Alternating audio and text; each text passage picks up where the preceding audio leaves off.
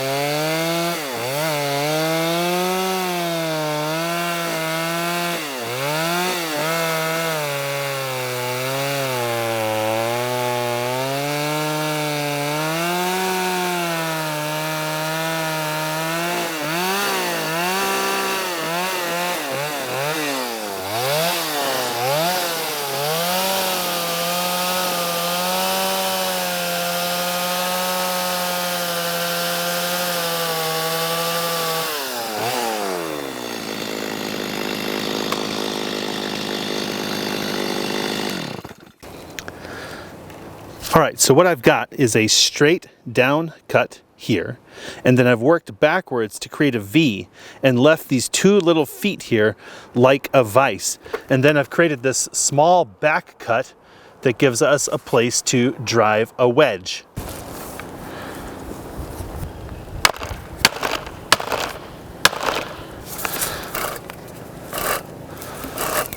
If you're enjoying this video, please take a moment and hit that like button, and also share it with somebody who loves tool hacks like this one.